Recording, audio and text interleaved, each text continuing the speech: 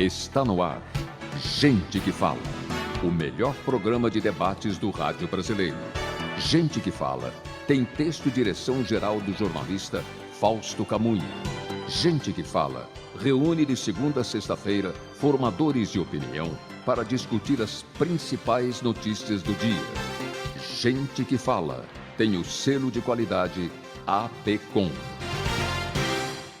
Olá, boa tarde. O programa Gente que Fala está começando ao vivo pela All TV, a TV da internet e também pelas redes sociais, imagens do Instagram, do Facebook, do nosso canal no YouTube, para você acompanhar essa nossa jornada de hoje. Até a 1 da tarde, curta, comente, compartilhe a nossa transmissão, participe também pelo WhatsApp fazendo perguntas aos nossos entrevistados. 973350038 é o número, mais uma vez para você anotar, 973350038. Eu sou o Mauro Friesman, meio-dia em ponto, edição de terça-feira do programa Gente que Fala, começando com a presença dos nossos convidados que vão debater e analisar os temas propostos por aqui hoje. Deputado estadual Carlos Gianazzi, do PSOL, com a gente. Tudo bem, deputado? Bem-vindo. Obrigado pela presença. Obrigado, muito obrigado, Mauro, pelo convite. Também com a gente o Antônio Tutilho, presidente da Confederação Nacional dos Servidores Públicos. Tutilho, boa tarde, como está? Tudo bem? Boa tarde, tudo bem? Quero agradecer mais uma vez o convite nesse espaço que realmente é democrático, coisa que não acontece na Assembleia Legislativa do Estado de São Paulo. Obrigado pela presença, Tutilho. Também com a gente a professora Valneide Romano, presidente da APANPESP, presidente da diretoria executiva da APANPESP, Associação dos Professores Aposentados do Magistério Público do Estado de São Paulo. Como está, professora? Tudo bem? Bem-vinda mais uma vez. Boa tarde, Mauro. Boa tarde a todos presentes, também aos telespectadores. Obrigada pelo convite, é sempre muito gratificante, uma honra para nós participarmos desse espaço aqui de comunicação muito visto. Obrigada. E o Gaspar Bissolotti Neto, ele é jornalista, escritor, diretor da Confederação Nacional dos Servidores Públicos, presidente da Associação e do Sindicato dos Aposentados da ALESP, Assembleia Legislativa do Estado de São Paulo. Tudo bem, Bissolotti? Bem-vindo. Boa tarde, muito obrigado aí pelo convite e estamos juntos aí, vamos falar bastante. Vamos falar bastante, é gente que fala bastante. Meio-dia 2, nosso primeiro assunto de hoje. No primeiro dia oficial de campanha das eleições desse ano, o ministro Alexandre de Moraes toma posse como presidente do Tribunal Superior Eleitoral e 4 candidatos à presidência da República devem comparecer à cerimônia.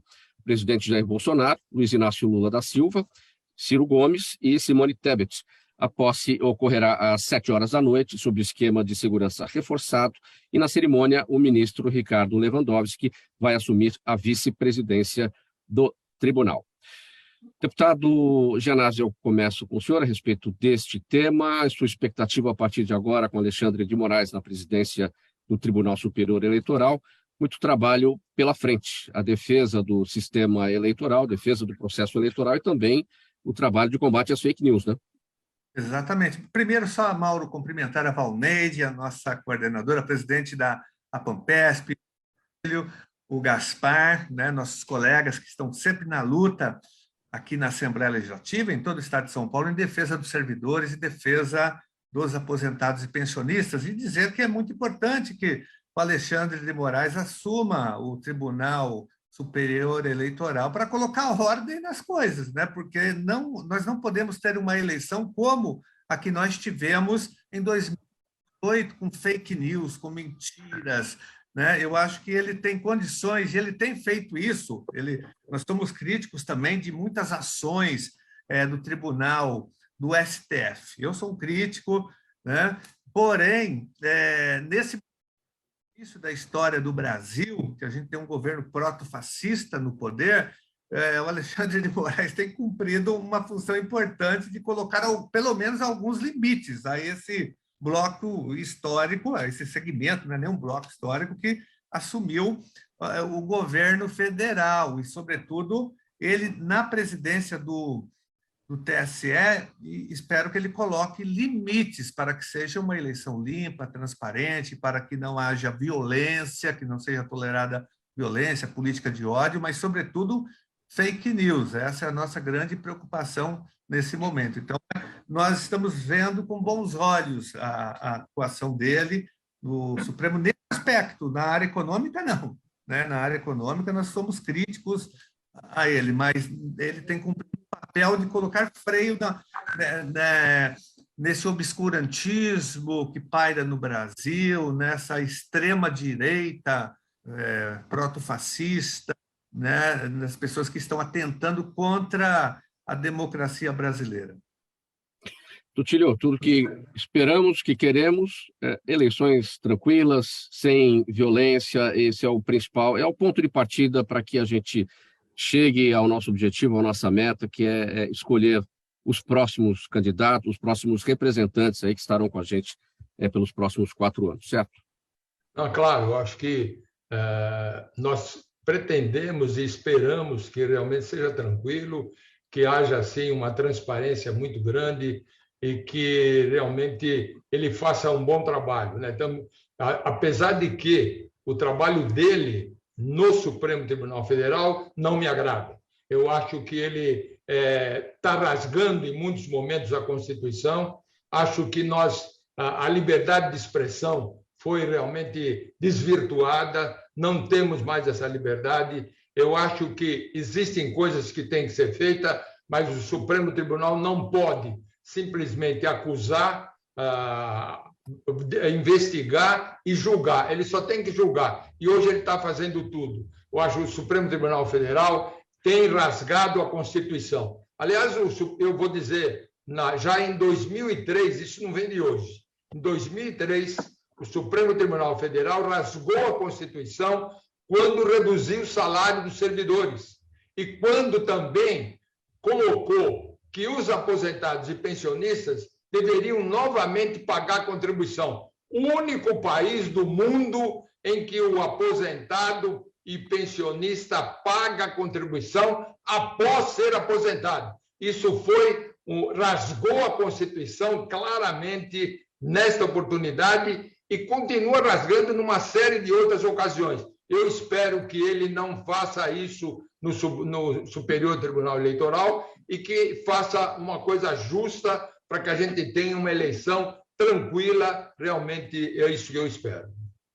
Sua expectativa, professora Valneide, a partir de hoje, com a posse de Alexandre de Moraes no TSE e com a presença dos candidatos Bolsonaro, Lula, Ciro Gomes e Simone Tebet. A expectativa, Mauro, primeiramente, boa tarde, cumprimentando aqui o deputado Carlos Gianazzi, doutor Tutílio, presidente da CNSP, Gaspar, presidente da ASPAL, e você, que sempre nos dá essa oportunidade para participar e falarmos um pouco, em nome até dos nossos eleitores que nos puseram aqui para representá-los. A gente tem uma expectativa boa de que seja uma eleição limpa, transparente, que esse Alexandre de Moraes, aí o ministro Alexandre de Moraes, ele consiga ter assim o braço forte para evitar principalmente, né, as fake news dentro do sistema eleitoral. A nossa expectativa é essa. Não vou aqui me alongar, não, porque o doutor Tutílio já disse. Em outro aspecto, não só ele, mas o Supremo Tribunal Federal tem feito muitas coisas erradas em relação à Constituição brasileira. Principalmente nós que somos aposentados, estamos muito, muito, muito desolados, desgostosos com essa atuação do Supremo Tribunal Federal. Gaspar Bissolotti, seu olhar sobre esse tema, sua expectativa a partir da posse do ministro Alexandre de Moraes na presidência do TSE logo mais à noite. Olha, eu espero que ele consiga realmente segurar a situação, né? Nós estamos aí em um momento muito difícil, né? Está tudo muito polarizado e existem aí, como disse o próprio deputado, riscos aí com a democracia. Como assinante da Carta aos Brasileiros, espero que o Estado de Direito prevaleça. E concordo com o Tutílio, o que o Supremo fez em 2003, 2004, foi um absurdo, acabou com o direito do aposentado, quer dizer, reduziu o salário do aposentado e que hoje ainda piorou, né? Com a emenda 103, e que o governo do Estado aqui implantou esse confisco dos aposentados pelo decreto 65021, né? Eu acho que o Supremo deveria ter, pelo menos, aceito as ações que as entidades entraram contra esse decreto. Mas é aquilo, né? A gente está no meio do jogo e a gente tem que suportar algumas coisas, mas esperamos que o Supremo melhore e seja mais para o povo e não só para o governo. É nesse assunto dos aposentados que nós vamos entrar agora. O projeto de decreto legislativo número 22 de 2020, minha gente, que susta os efeitos do decreto número 65.021, esse decreto esse que instituiu a cobrança de previdência social aos aposentados e pensionistas, foi aprovado no dia 24 de maio pela Comissão de Finanças da Assembleia Legislativa de São Paulo. Só que até agora ele não foi pautado para que seja aprovado pelo plenário. Enquanto isso não acontece, os servidores estaduais seguem sendo descontados em suas aposentadorias e pensões. Deputado Gianazzi, maio, né? Junho, julho, agosto, quase 3 meses já após a aprovação na Comissão de Finanças da Assembleia Legislativa. Em que pé está esse PDL? Tem até um documento, né, com quase 50 assinaturas de deputados pedindo para que o presidente da Casa coloque em pauta para votação, não é isso? Exatamente, Mauro. Esse projeto PDL número 22, que eu apresentei logo após a publicação do decreto do Dória, o 21, em meados de 2020, no auge da pandemia, ele publicou o decreto confiscando, roubando, assaltando as aposentadorias e pensões de milhares e milhares de pessoas que já contribuíram com a Previdência, que são credoras do Estado. Ele transformou essas pessoas, esses servidores e servidoras aposentados e pensionistas, em devedores. Isso é um absurdo, né? Algo jamais visto no nosso país. Pessoas que ganham acima de um salário mínimo, se ela ganha 1 centavo acima do salário mínimo, ela já tem desconto, já tem confisco. Eu apresentei o PDL graças a uma ampla mobilização que foi organizada pelas entidades representativas do funcionalismo público estadual e pelos coletivos organizados fazendo tuitaços, né? Eu quero destacar aqui o papel de todas elas, mas da Pampesp, que tem tido um papel fundamental na mobilização desse movimento. Nós conseguimos aprovar o PDL 22 2 vezes, praticamente, em todas as comissões. Então, ele está pronto para ser votado com pareceres favoráveis. Nós já temos 53 assinaturas pedindo para que o presidente Carlão Pignatari paute o PDL. Nós já temos quase 400 moções de apoio ao PDL 22, que acaba com o confisco das aposentadorias, que foram moções aprovadas, debatidas e aprovadas em câmaras municipais, né? E a Pampesp teve uma participação muito importante nessa mobilização de conscientização dos vereadores, prefeitos do interior, e, enfim, o projeto já tem todas as condições de ser colocado em pauta. Está em urgência, já tem a maioria da Assembleia a favor, 53 deputados assinando, eles estão falando, eles assinaram o requerimento para que ele seja pautado.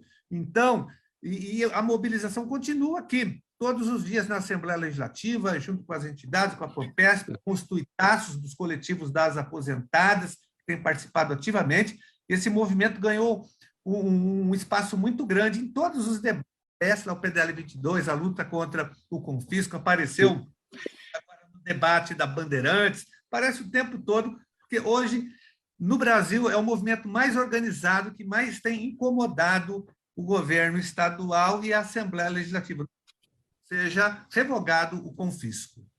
Deputado, esses 53 deputados que assinam esse requerimento, pedindo para que o presidente Carlão Pignatari coloque o PDL em votação, eles são favoráveis ao projeto? Porque para passar um PDL basta uma maioria simples, 48 seriam suficientes. Então, esse PDL assinado por 53 favoráveis já daria conta do recado, é isso? Você colocou bem. Olha, essa votação de um PDL é por maioria simples. Significa, na verdade, que dos 94 deputados, Mauro, vamos precisar de 48 deputados e deputadas presentes no plenário.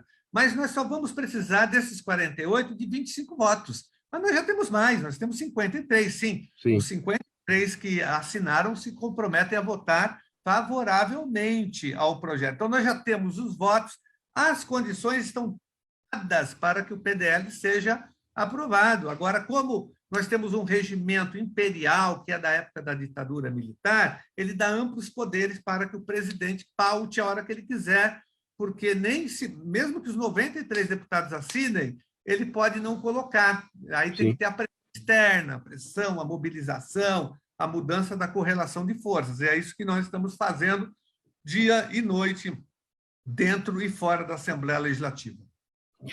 Tutílio, seu olhar sobre esse tema. Olha, na verdade, eu quero mais uma vez dizer que, pelo menos nesta oportunidade, eu tenho a liberdade de falar, porque eu e o Gaspar, inclusive, quando participamos lá da Comissão de Finanças e Orçamento, fomos bloqueados, né? Aceitaram a minha inscrição, né? E depois, quando eu entrei, que era híbrido, né? Eu entrei, a pessoa disse que eu teria 3 minutos e, posteriormente, me disse que eu não poderia falar. Eu disse, por quê? Não, porque tem muita gente. Então, eles aceitaram a minha inscrição e não permitiram que nem eu e nem o Gaspar falássemos e defendêssemos, como sempre defendemos, o PDL 22.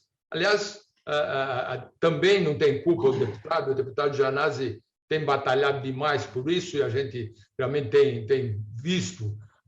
E ele fez uma reunião também, uma audiência, e eu participei de uma forma virtual e, infelizmente, não pude falar porque eu tinha outro compromisso, esperei durante 1 hora, não fui chamado, ele não tem culpa, não sei quem estava organizando a reunião, mas eu não pude falar. Mas hoje eu posso, né? Então, hoje eu tenho liberdade e a gente que fala sempre permitiu essa liberdade, e eu quero dizer que é um absurdo o que está acontecendo, que, além do deputado Janazzi, que é o precursor aí dessa proposta, tem outros deputados, temos mais 4 ou 5 projetos que se incorporaram ao PDL 22 do deputado Janazzi, e que, primeiro, a Comissão de Finanças e Orçamento demorou muito, isso está em regime de urgência, gente.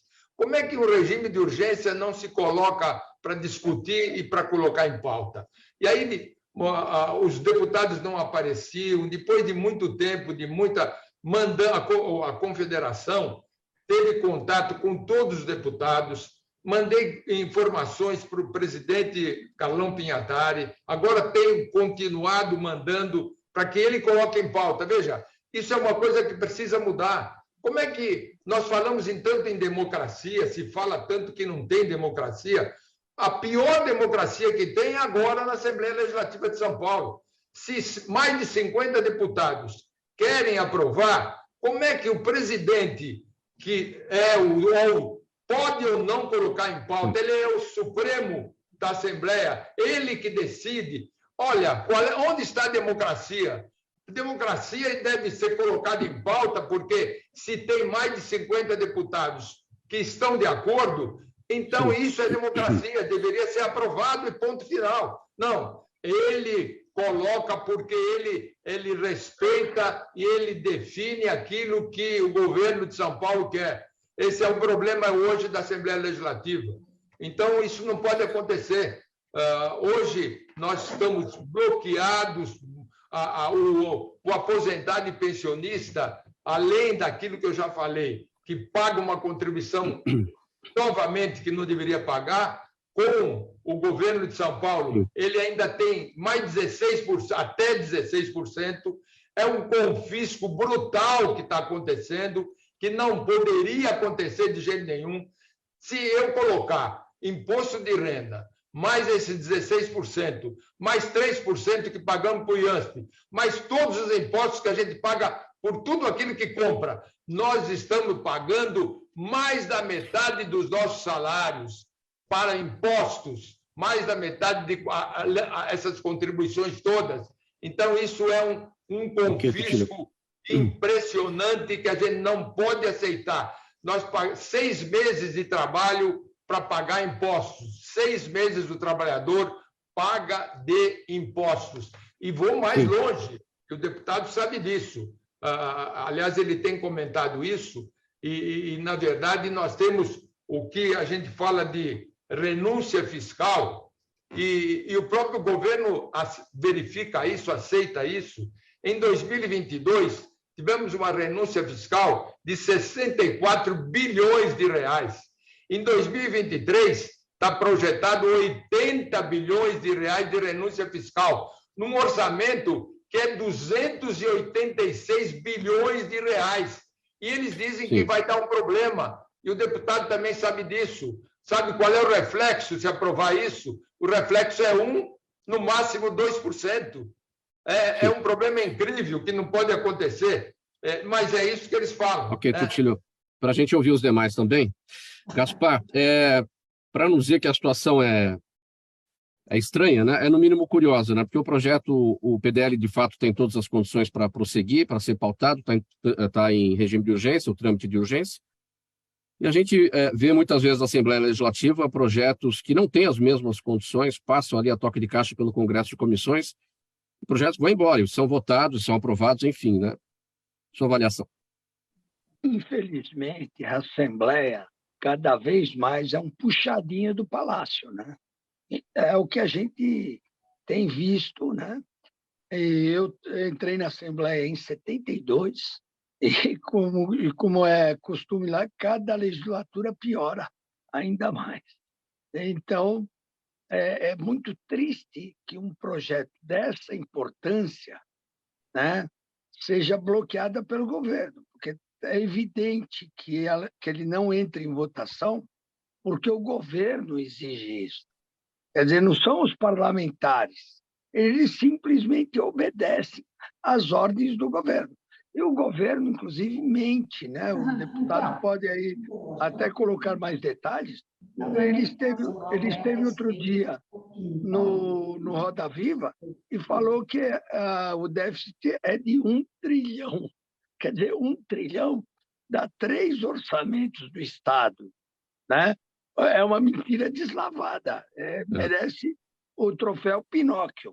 E nós, da Frente Paulista, que reúne mais de 80 entidades, inclusive a CNSP, a Pampesp, a Aspal, a Falesp e várias outras entidades, né? Nós já fizemos outdoor pelo Estado todo. Nós temos feito um trabalho muito forte junto com o pessoal do Tuitaço, e vamos continuar na luta. Não podemos deixar esse confisco continuar.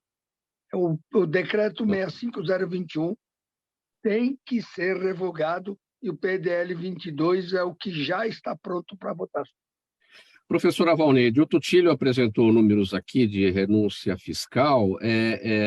Para efeito de comparação, essa tungada aí no salário dos aposentados representa quanto? Qual que é o valor numa comparação com a renúncia fiscal aí que o Estado garante aí para vários setores?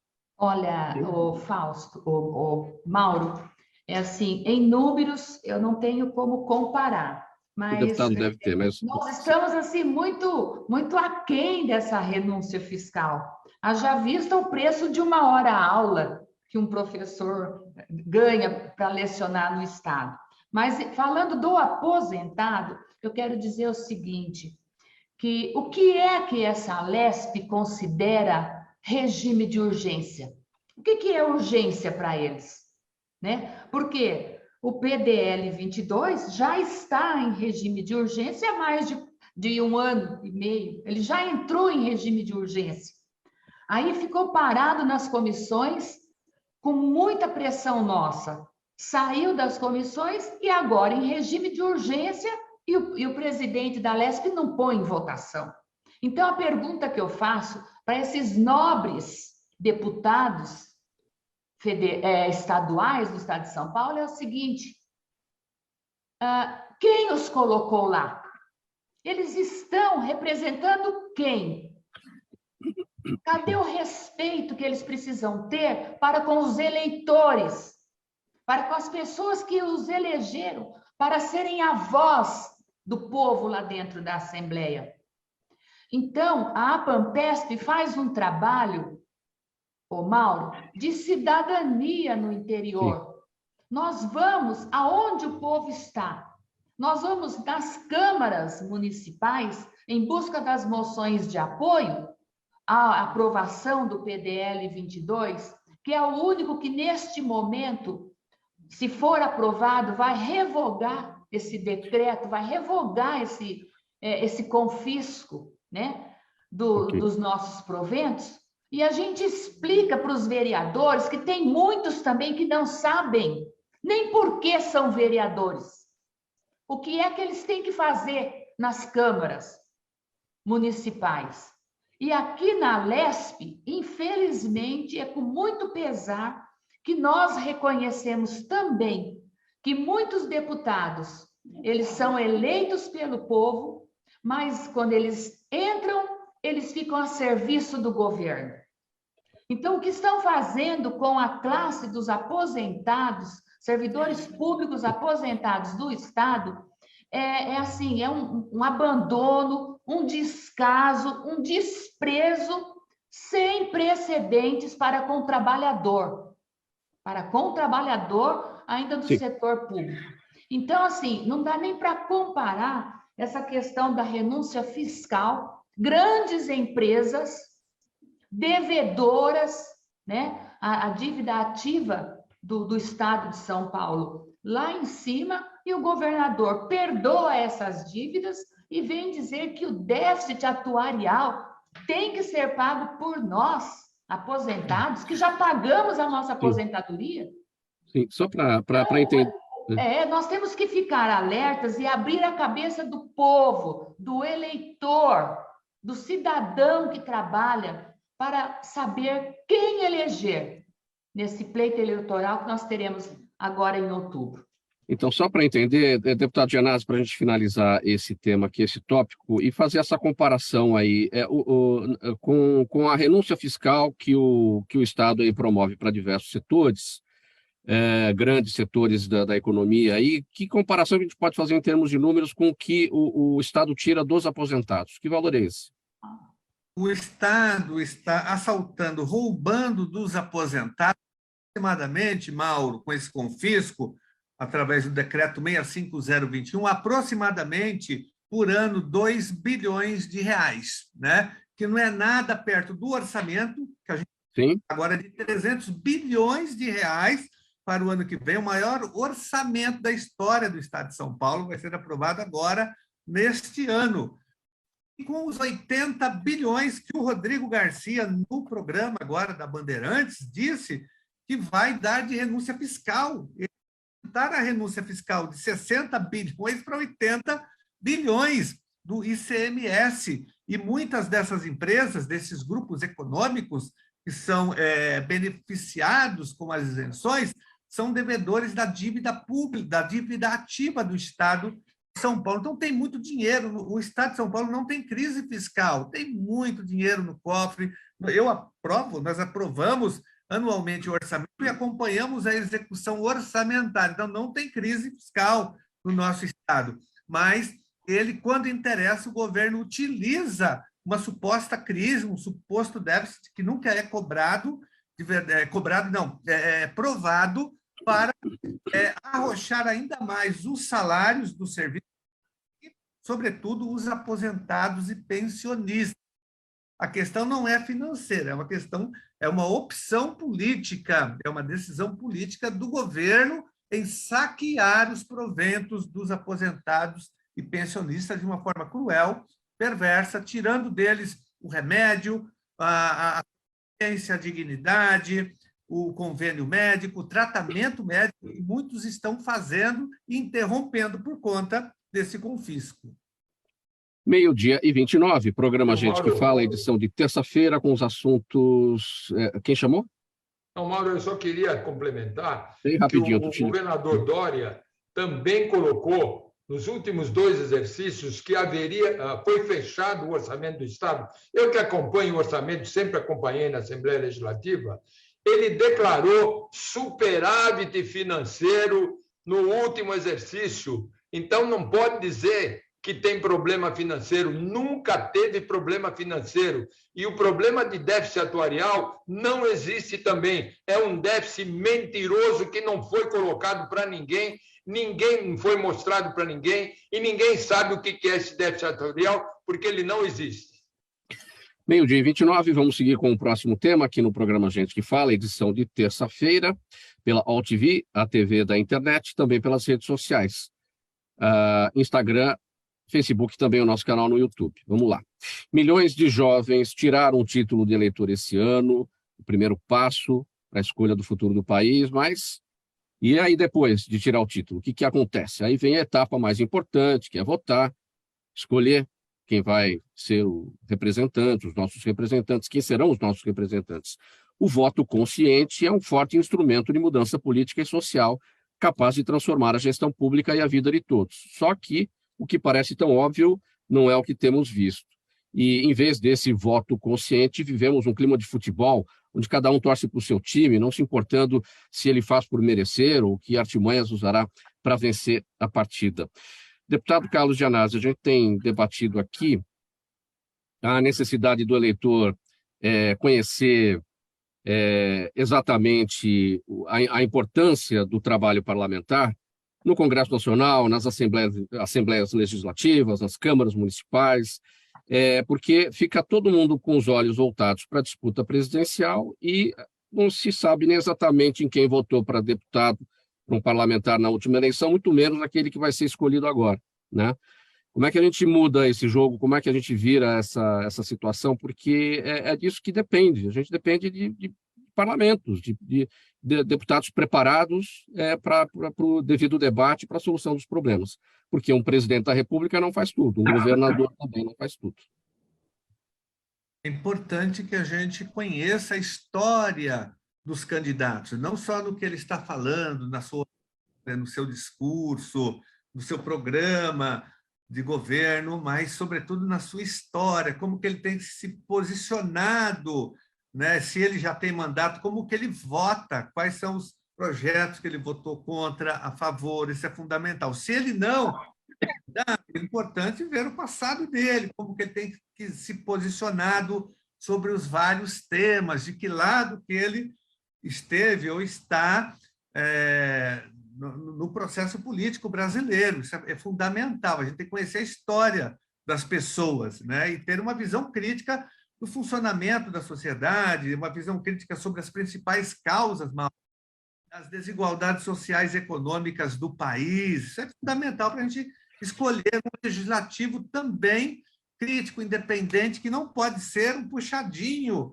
do executivo, como acontece aqui em São Paulo, por exemplo. A Alesp não passa de um puxadinho, de um departamento, de um cartório que apenas homologa as decisões do executivo. A Alesp não investiga, a Alesp não fiscaliza o poder executivo. É difícil aqui, porque ela está de joelhos para o executivo. E assim acontece hoje com o Congresso Nacional. O Centrão tomou conta do Congresso Nacional, está com a chave do cofre, inclusive aqui na Câmara Municipal também. Então, o Legislativo ele está administrado pelo Executivo. Nós temos que mudar isso, né? O Poder Legislativo tem que ser independente, ter autonomia, tem que fiscalizar, não é só legislar e representar a população, ele tem que também, além disso, fiscalizar o Executivo. Isso é fundamental. E as pessoas devem conhecer a história, sobretudo, se prender ao que as pessoas estão falando, tomar muito cuidado nesse momento com fake news,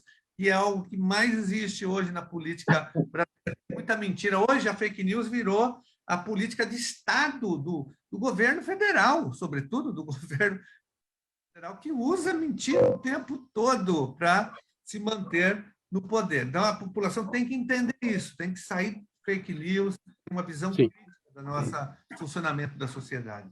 Gaspar, você que vive aí o ambiente da Assembleia Legislativa, porque o deputado Gianazzi, ele fez referência, basicamente, aos candidatos que são hoje, que têm o cargo, hoje são deputados, né? E aquele candidato novo, aquele que está querendo entrar na política, de participar da renovação, de trazer sangue novo para o processo. Como é que faz para conhecer? Muito importante o horário gratuito aí, né? Para as pessoas conhecerem os candidatos. Mas dá, hein? Mas, infelizmente, o que a gente Acho que não, hein? É que só os grandes, né, os candidatos mais fortes é que acabam tendo espaço. Isso é lamentável, né? Deveria ser igual para todo mundo. Não adianta dar espaço para um que já tem nome, que já tem trabalho, e deixar aquele que está tentando agora, que não acaba nem recebendo as verbas, né, do TSE, né, que vem aí para o eleitoral. E esses realmente têm muita dificuldade. Tanto é que nas últimas eleições só temos tido praticamente reeleições, né? São pouquíssimos novos. É mais o pessoal aí de mídia, que tem muito conhecimento junto à população, que acaba conseguindo se eleger. Nós, no funcionalismo, temos procurado ajudar, né, aquelas pessoas que defendem o serviço público. Nós precisamos de candidatos que defendam o servidor e o serviço público em geral, porque a população vai ter problemas muito sérios se passar a PEC 32, que é a reforma administrativa. Então, em termos de deputado federal, nós precisamos eleger deputados comprometidos com a população, que tenham a cidadania e o serviço público na cabeça, né? Porque Sim. Nós não podemos correr risco desses paraquedistas, né? E aqui em São Paulo tem muito paraquedista dessa vez, né?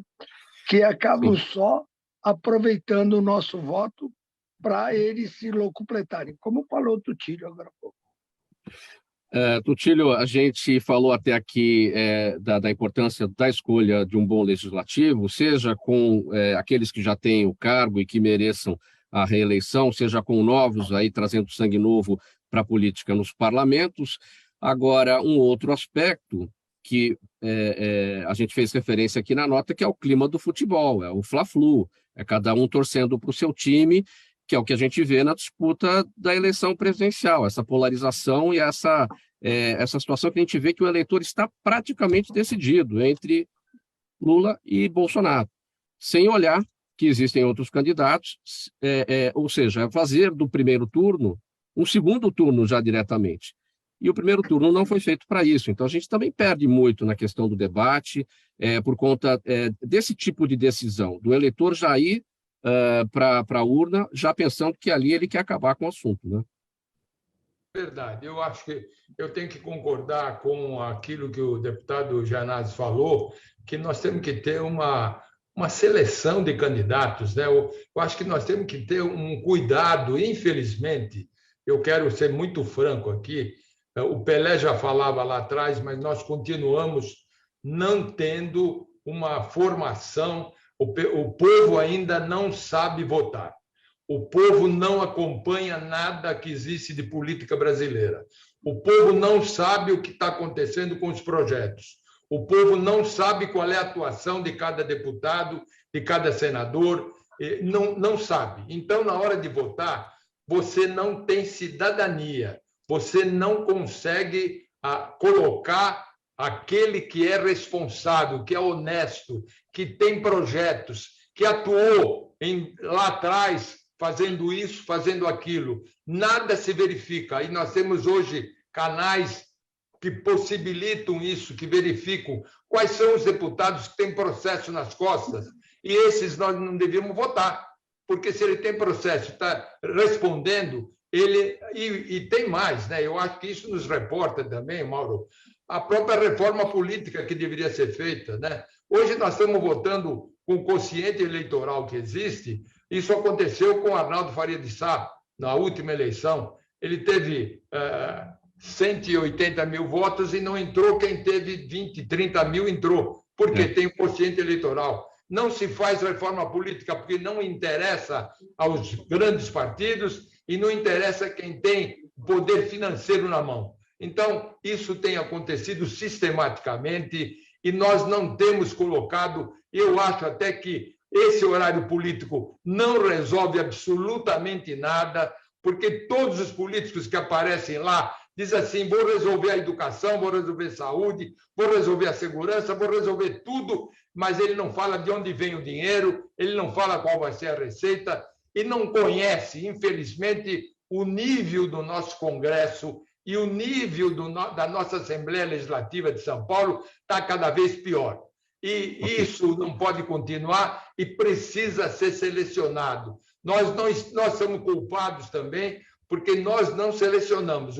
O Gaspar disse, claro que nós temos que verificar, nós, servidores públicos, temos que verificar quem que está defendendo o serviço público, porque isso é importante. Quem defende o servidor público, porque é importante? Não, mas ninguém faz isso. Eu vou dar um exemplo claro. Quando eu era presidente da Associação dos Funcionários Públicos do Estado de São Paulo, nós colocamos candidatos a deputado federal e estadual. Nós tínhamos 250 mil associados naquela oportunidade. Quantos votos tivemos? 7 mil. Então, o servidor não vota em servidor. E isso, depois ele reclama, depois ele chora, depois ele debate, depois diz que é injustiçado, mas ele não participa da política brasileira. Infelizmente, é isso que acontece, e isso nós precisamos conscientizá-los que é preciso se informar, é preciso, não só no governo federal, no governo estadual, nos governos municipais, também está havendo um afastamento do servidor e cada vez estão destruindo o serviço público. Faltando 19 minutos para 1h, uma parada rápida. Esse é o programa Gente que Fala, ao vivo pela AltV. Um gole de água para cada um, molhar a boca aí, e para a próxima etapa, que tem mais conversa daqui a pouco, depois do intervalo. Até já. Ai, Deus do céu. Toda ação estratégica de sucesso tem um componente fundamental: um instituto de pesquisas ético, rápido e preciso. Afinal, é ele que vai fornecer informação confiável, sem achismos ou palpites. E isso, numa época de mudanças rápidas e repentinas, é fator crítico de sucesso. A Orbis é um instituto de pesquisas que une precisão e confiabilidade estatística com a mais alta tecnologia em pesquisas do mercado. Tem inteligência artificial, robótica e Big Data, entre outros recursos, para que você tenha uma informação correta, confiável, com o menor custo e no menor tempo possível. Na sua próxima ação, seja ela corporativa ou política, comece pela Orbis, porque com a informação correta, você vai mais longe, mais rápido e com mais segurança. Faltando 18 minutos para 1h. Agora estamos de volta ao vivo pela AltV. Esse é o programa Gente que Fala, também pelas redes sociais, imagens do Instagram, do Facebook, do nosso canal no YouTube. Vamos até a 1h com os temas importantes aqui do dia a dia. A gente traz agora para a nossa conversa Daniel Matos. Boa tarde, como é que você está? Economista, perito judicial, advogado, tem um tema importante para tratar com a gente aqui. Como é que estão as coisas? Boa tarde, tudo bem? E você? Boa tarde aos colegas. Aqui estamos todos bem, a gente espera que você também esteja bem, que você não esteja super endividado. Você está super endividado, né? Olha, tá difícil manter a linha no azul, né? Dado a inflação, esse ambiente, mas lutando, né? Eu te fiz essa pergunta porque a gente vai falar da lei dos super endividados, os direitos de cada um em relação a essa legislação. Vamos lá, o que é a lei dos super endividados e quem é que tem direito a ela? Uma lei que mudou no final do ano, a Lei 14.181 de 2021, que basicamente ela faz algumas mudanças no Código de Defesa do Consumidor. Ela amplia algo que vem sendo lutado pelos consumidores há muito tempo, que é pagar a dívida para instituições financeiras ou relacionadas a crédito na medida da sua capacidade, né? Porque o que acontece muito é que o consumidor, por muitas das vezes, quer pagar o débito que ele possui como instituição financeira, só que ele não consegue, porque a instituição financeira dá os parâmetros que ela entende que seriam devidos para fazer um acordo. Só que isso nem sempre cai no bolso do consumidor. Como isso era um reclamo antigo, virou lei e agora se trata de um direito do consumidor ele pode ingressar com uma ação judicial solicitando a repactuação das dívidas. Então, ele apresenta a situação financeira dele de forma detalhada nas dívidas, comprova no processo a incapacidade dele e apresenta um plano de pagamento.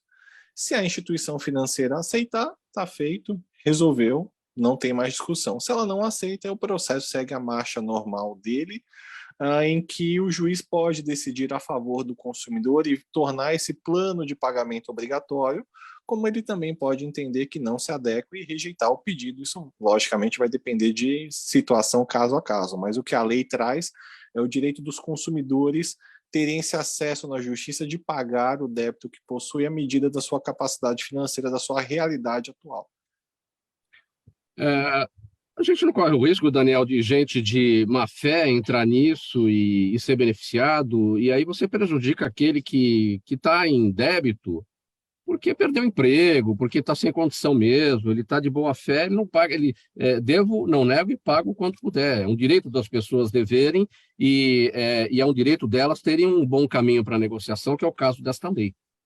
Isso, então, é por essa razão que a lei fala que os planos que forem apresentados de boa fé, cuja boa-fé vai ser analisada pelo juiz. Lógico, podem ter situações oportunísticas no mau sentido, como podem ter situações verossímeis em que a pessoa já tentou por N vezes e, infelizmente, não tem esse acesso a essa judicial. E como está na lei, né, o juiz ele intervém no momento em que ele sentir a necessidade de que o consumidor de boa-fé quer pagar o débito e a instituição financeira, por questões de análise de crédito, ela não defere. Então, eu acho sim, que vão ter situações que algumas pessoas podem se utilizar isso com outros objetivos, mas aí é o papel do juiz analisar o caso e ver se a pessoa está agindo de boa-fé ou de má-fé no pedido que vai ser apresentado. E a lei garante o mínimo existencial, ou seja, 25% do salário mínimo.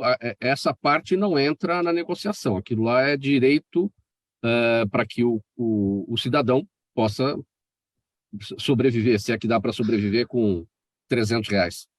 Isso, é porque na Constituição a gente tem uma discussão jurídica muito grande, que é o mínimo existencial das pessoas. O quanto eu precisaria para eu ter uma vida minimamente digna e conseguir subsistir. Eu sei que eu tenho obrigações em relação às instituições financeiras, eu vou pagar, só que eu tenho que ter preservado meu mínimo existencial, dado as outras obrigações que eu tenho, eu apresento um plano de pagamento em que eu consiga adimplir.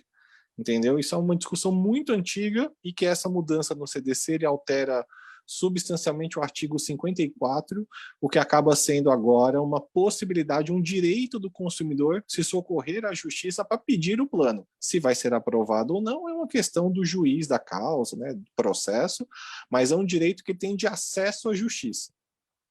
Legal. Daniel Matos, economista, perito judicial, advogado, obrigado pelas informações aqui com a gente. Desculpe, nessa terça-feira aqui no programa Gente que Fala. Obrigado, boa tarde, Mauro, e boa tarde aos colegas. Até a próxima, um abraço para você, Daniel. Seguindo aqui com mais um tema, a proposta de reajuste salarial especial a policiais federais, civis e servidores da ABIN foi vetada na semana passada pelo presidente Jair Bolsonaro. A Lei de Diretrizes Orçamentárias foi sancionada na quarta-feira e publicada no Diário Oficial da União, com as metas e prioridades para os gastos públicos em 2023, sem o reajuste. Em relação às polícias estaduais, São Paulo é quem enfrenta as maiores queixas, pois tanto a Polícia Civil quanto a Militar reclama dos salários defasados, falta de pessoal e de condições de trabalho.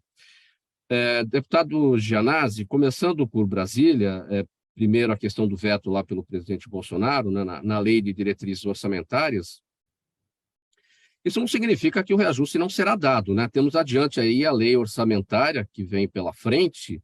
Isso pode ser contemplado lá, e isso vale aqui também para o estado de São Paulo, né? Na nossa LDO também houve algum veto nesse sentido, e aí abre-se também a possibilidade, na lei orçamentária, de ter este reajuste para os policiais aqui em São Paulo? Olha, Mauro, na verdade, o governo Bolsonaro ele não investiu nos servidores públicos, ao contrário, nem nos policiais. Né? Ele tem um discurso em defesa dos policiais, mas realmente, as Forças Armadas que foram beneficiadas. Agora, os servidores públicos em geral, não foram beneficiados, inclusive foram vítimas daquele congelamento dos quinquênios, da sexta parte, só perderam. Em São Paulo, a situação também não é diferente. Esse governo, que eu falo, o governo do Tucanistão, nunca investiu nos servidores, muito menos nos servidores da segurança pública, que continuam com os salários arrochados, defasados.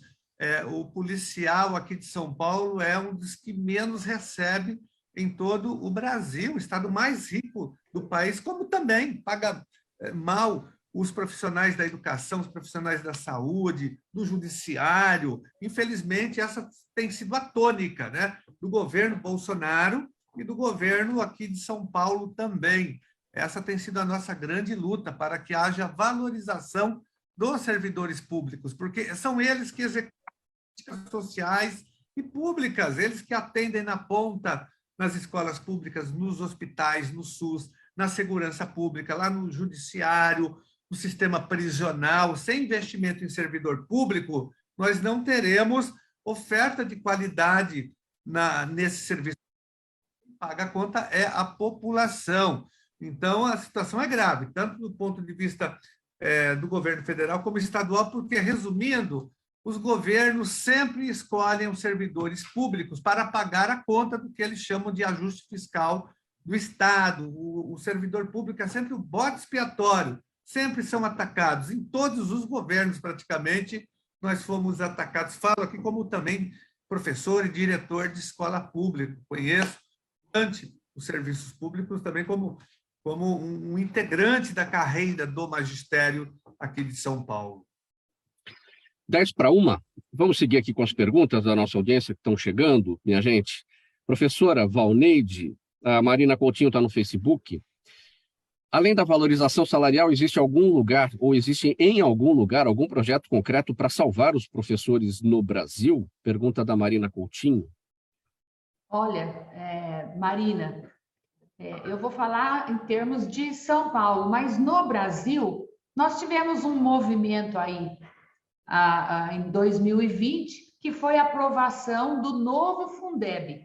Isso foi uma mobilização nacional. O que é o Fundeb? Fundo Nacional de Desenvolvimento para a Educação. E nós, aposentados, ficamos de fora do novo Fundeb. Então, que programa que existe para valorização do professor aposentado neste país? Nenhum. Os professores, a valorização dos professores, os governos criam projetos para mudar aí situações de educação dentro das escolas, escola de educação integral, meio período, não sei o quê, mas sempre prejudicando o professor, nunca cuidando da valorização, porque a valorização do professor não passa só pelo valor da hora-aula, passa pelas condições de trabalho também oferecidas a esse profissional, principalmente, né?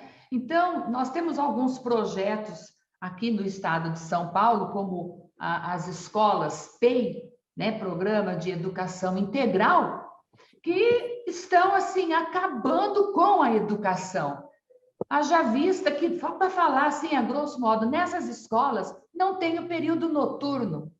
Como é que nós fazemos com os nossos jovens que já trabalham, de 16 anos em diante começam a trabalhar, onde é que eles vão estudar?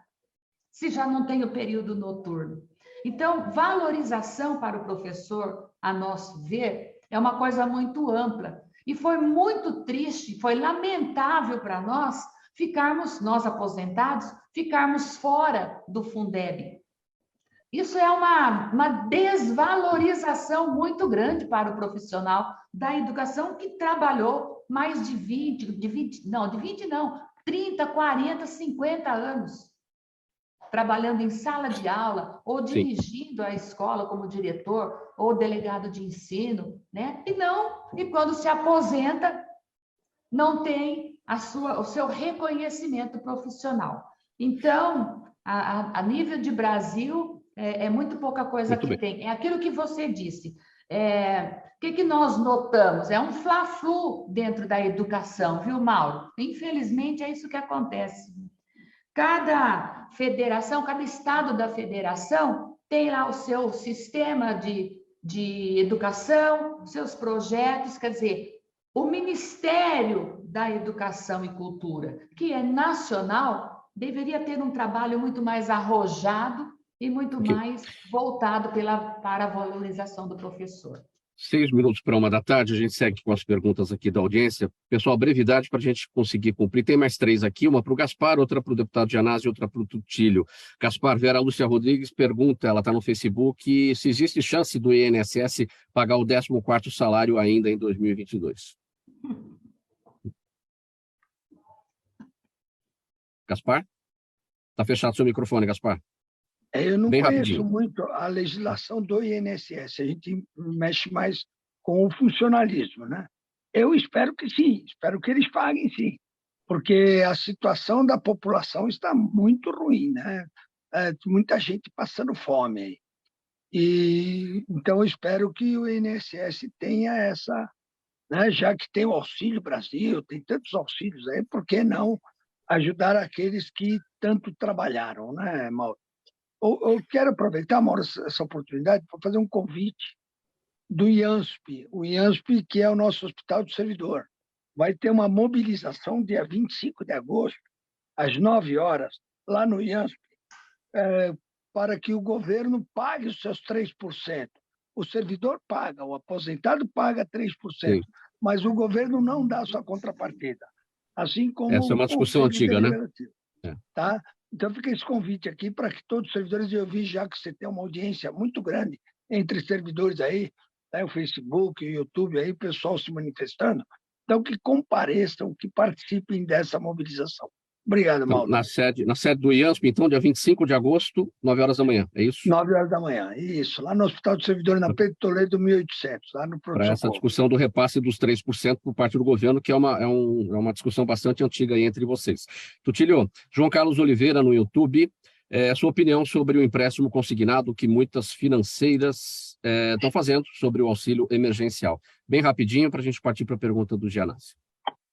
Eu acho que tem que tomar cuidado, porque cada vez que você aumenta o empréstimo consignado, você acaba colocando a pessoa, o servidor, numa situação futura ainda pior, né? Então, claro que é importante, mas tem que ter um cuidado muito grande para controlar as suas despesas, colocar o que é, como é que você tem suas receitas e fazer um planejamento. E quando você não faz, e você vai pegando o crédito consignado, você acaba entrando numa roda viva, o teu débito vai aumentando e você não sai mais. Então, acho que isso tem que ser feito com muito cuidado. Eu quero aproveitar a oportunidade, Mauro, de dizer que quando o deputado Gianazzi colocou bem o problema federal dos policiais, mas o problema aqui de São Paulo é muito mais grave, porque hoje, de major até coronel, todo mundo ganha igual. E nós sequer temos o teto nacional em São Paulo. Todos os estados, nós temos a melhor polícia do Brasil e o pior salário do Brasil. Isso não pode continuar, porque nós nem sequer, todos os estados têm um salário nacional, né, um teto, e nós não temos. Nós temos o teto do governador que não quer aumento e, portanto, isso é uma excrescência que não pode continuar e devemos batalhar também em relação a isso. Deputado Gianazzi, bem rapidinho, uma pergunta aqui da Juliana Rocha, ela está no Instagram e quer saber o seguinte, ela diz, há algumas semanas o senhor moveu uma ação cobrando o governo de São Paulo sobre os dados sobre o número de vagas e turmas disponíveis nas escolas estaduais antes e depois da implementação do PEI, o Programa de Ensino Integral, que a professora Valneide falou agora. Essas informações já foram passadas pelo governo? Ela cobra aqui. Ainda não, nós temos uma ação na Justiça, né? A PEI, esse programa é uma farsa total. Nós somos a favor da educação. Esse projeto do governo estadual, esse PEI é um projeto eleitoreiro, autoritário, que ele é implantado na marra, de cima para baixo, e por cima ele é excludente. Se uma escola tem 1.000 alunos e vira PEI, ela só vai atender 300 ou 400, os outros serão excluídos, matriculados nas escolas. É um projeto altamente excludente e o governo não apresenta os dados. Mesmo com uma ação na justiça, o governo ainda não se manifestou. Eu já acionei o Ministério Público Estadual, o Tribunal de Justiça, o Tribunal de Contas, a Comissão de Educação da Assembleia Legislativa, porque nós estamos com falta de vagas em todo o estado de São Paulo por conta desse famigerado PEI, programa que eu chamo de a farsa da escola de tempo integral. Faltando 1 minuto para 13h, vamos colocar um ponto final nessa edição do programa Gente que Fala de terça-feira. O agradecimento em nome de toda a nossa equipe, aos participantes de hoje, deputado estadual Carlos Gianazzi, do PSOL, o Antônio Tutilho, presidente da Confederação Nacional dos Servidores Públicos, a professora Valneide Romano, presidente da diretoria executiva da APANPESP, Associação dos Professores Aposentados do Magistério Público do Estado de São Paulo, Gaspar Bissolotti Neto, presidente da Associação e do Sindicato dos Aposentados da Assembleia Legislativa do Estado de São Paulo e diretor também da CNSP, a Confederação Nacional dos Servidores Públicos, colega lá do Antônio Tutilho. O programa Gente que Fala é uma realização da ABECOM, no apoio técnico na OTV, o Sérgio Oliveira. Valeu, Sérgio, aí pelos trabalhos. Apresentação minha, Mauro Friesman, pauta e redação do Pedro Schiavon, Zenilda Salvato, nossa diretora de produção, jornalista Fausto Camunha, nosso diretor-geral. Na OTV, a direção-geral é do Alberto Luchetti, e do outro lado, você, espectador, você, internauta, sempre a razão da nossa presença aqui todos os dias. 1h em ponto, a gente volta a se falar amanhã, ao vivo, a partir da 1h da tarde, aqui pela OTV. Um abraço para todo mundo, tchau, tchau.